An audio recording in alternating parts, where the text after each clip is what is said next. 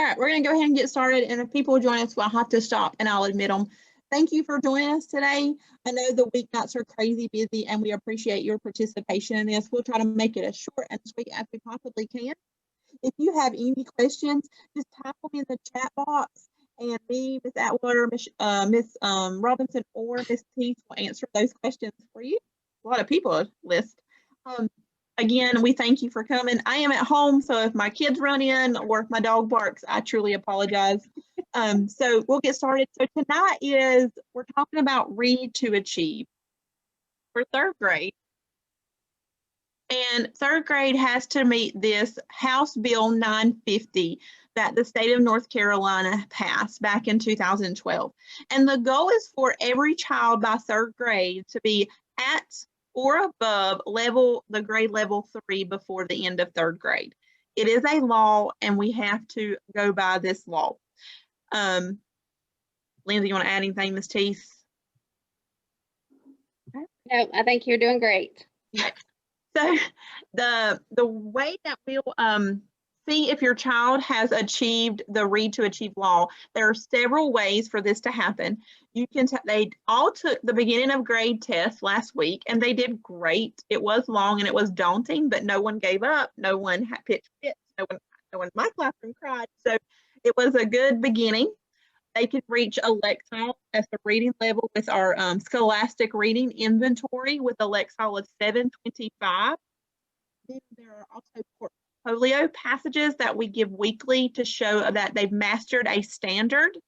They can score a 537 in RtA reading scale score, or they can achieve a 3, 4, or 5 on their end of grade test.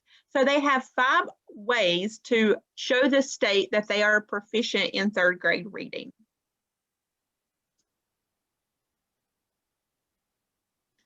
So this means that all students, so every student, no matter what, if they made a 3 at the BOG, they're still going to be all doing all this. So by the end of the first 9 weeks, the teachers will determine if a student is at risk. So if your child is at risk, you will be contacted and we'll make a plan to make sure that your child is where they need to be by the end of the year. So if your child did not score a 3, 4, or 5 on the BOG, it's okay. We don't expect a child to come in at a third grade reading level.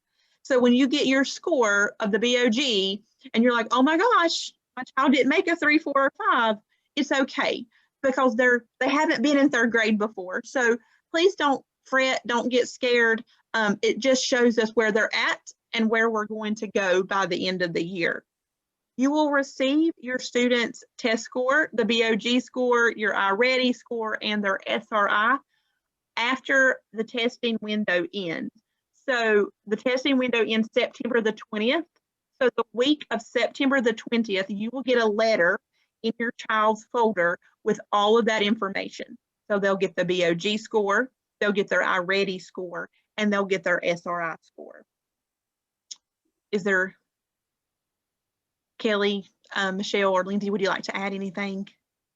We just need to remember too, this test that they took is the first big 3-hour test they've ever taken. So if they do not get a 3, 4, or 5, you have to keep in mind that they had never sat through a test like this before. So they did not know what to expect and may have been a little frazzled as they were testing, and they have all year to prepare for the end of grade test.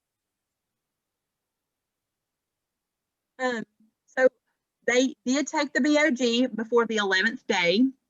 If your child scored above a level 3, they have demonstrated that they are proficient at third grade reading, and that has satisfied the requirement of the Read to Achieve law.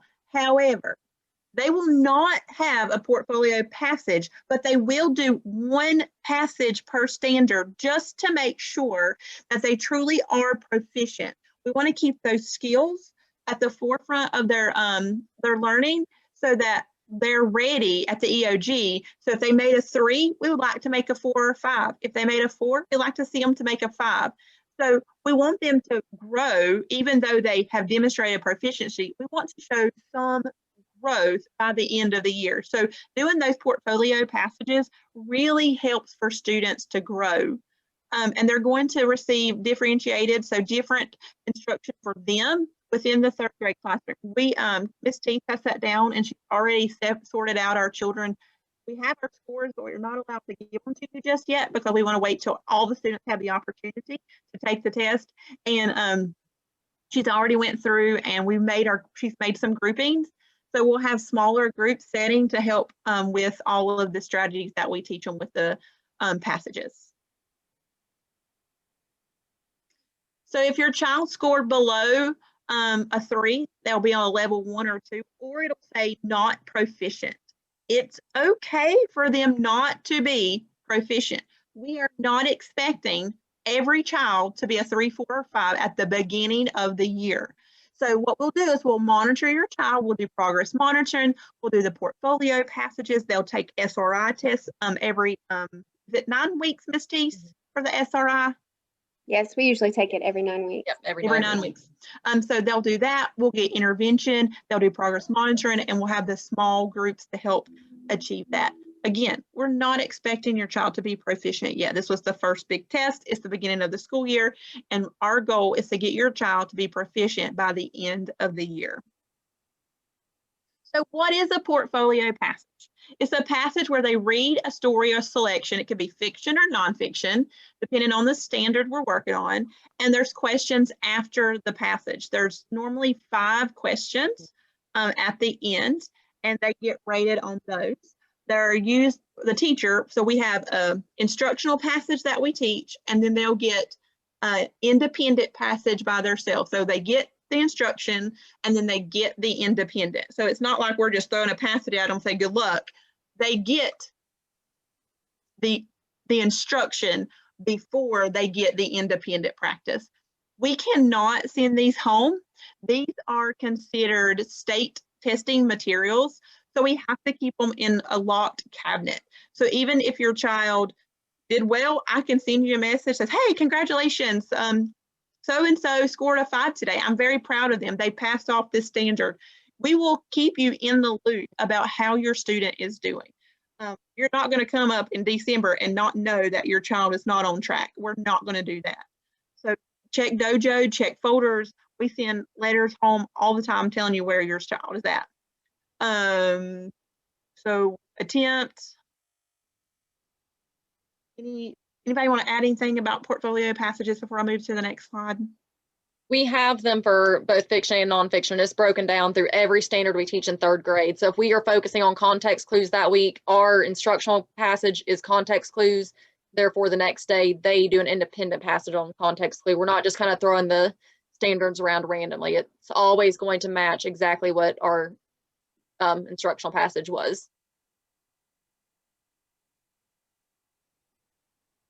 So when we get to the end, the last 10 days of school, every student will take the end of grade test.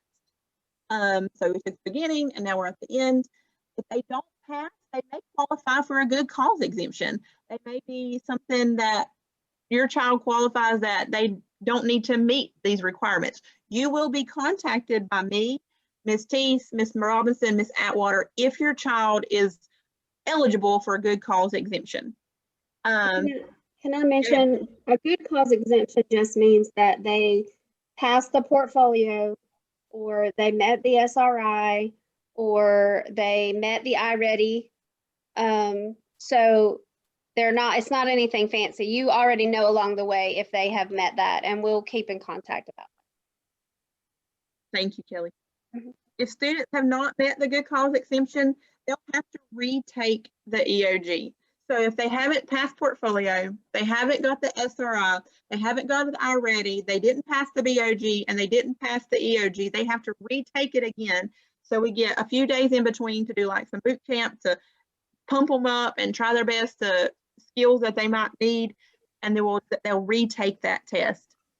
If a child does not meet any of those 5 good cause exemptions, they will attend summer school, or they will be retained. Depends on the decision from Ms. Lingle and the county. So it's very important that your child is reading nightly to help increase the fluency. We're doing fluency in the classroom, so please make sure that you're helping on your end by doing the homework that we're sending home, especially the reading log. Okay, this is a crazy web, and it's hard to, it's crazy to look at, and it's overwhelming. So it's great. Oh, I'm sorry. I apologize.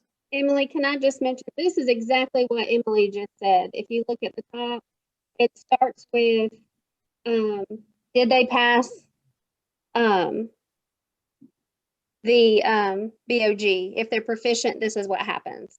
If not, this is what happens. So if you want to go through when you get the scores and you can say, okay, my student was proficient on this, you can go right down that flow chart and it'll tell you where you're at. They met a good cause exemption, or this is what happens next. This is really not anything to worry about until April and May, because there's a long time in between now and then, and there's plenty of time for your child to become proficient. So again, don't stress about it. If we feel like you need to stress about it, we will be calling you and we will be making an individual plan. So don't let all this verbiage, stress you out. Don't stress, I got you. There is a parent resource that we can explore. We're going to share out this PowerPoint on Class Dojo so you can go back through it and you'll have this parent resource link. And I'm going to go over some release portfolio packages so you know what they look like and what your student is facing when we're doing portfolio packages. So I'll click on this just to show it to you. It's just a guide. It goes through what it is, what we're doing, just an extra piece of information for you guys. I'm not going to read through all of it because it's 23 pages, but we will post this on Class Dojo and you are welcome to look through it. But I did want to show a portfolio passage. So here's all of the standards. Tells us they should be able to do all of those by the end of the year. And then this would be one passage that a child might receive. So they read this and we teach them strategies, how to chunk the text, and we circle things and we annotate. We use fiction. We have plot map and the big 5. We have nonfiction with main idea table. So we teach them strategies to help them. So they read this long passage and then they get to the questions. And most passages have 5 questions. So they answer the 5 questions and then they turn it in and we keep track of what they've passed. And then we say, hey, you passed off the standard, good job. And we keep going. So I know that was fast. I just hate to take up your time because we're all crazy busy, but I wanted you to be aware. We wanted you to be in the loop about the Read to Achieve law that the state passed and what we as a Taylorsville Elementary are going to do for you guys. If you have any questions, go ahead and ask them now and we'll do our best to answer the questions. And if you have a question, you can type it in Dojo and we'll find the answer if we don't know the answer. I have a question. Whoops, sorry. Go ahead. Go ahead. Oh, Go I'm ahead. sorry. I noticed in your sample set that the questions were multiple choice. And I know my son is still struggling with spelling. He's not very strong in phonics. So are they always going to be multiple choice? Yes. So for the Read to Achieve portfolio passages, they are all multiple choice. We will start teaching as we start getting into these passages. We will teach them strategies too behind how to answer questions and how to do a why question, how to do a what question, and the who question, so that they'll get strategies too with the questions, but for the passages themselves, they are all multiple choice. And we're still working on phonics. Phonics will go away in 3rd grade. Do you know when we'll get the scores from the BOG? The 20th. September 20th. The week of the 20th, we'll send out all of the scores. We'll have their iReady score, their BOG score, and their SRI score. So we'll send that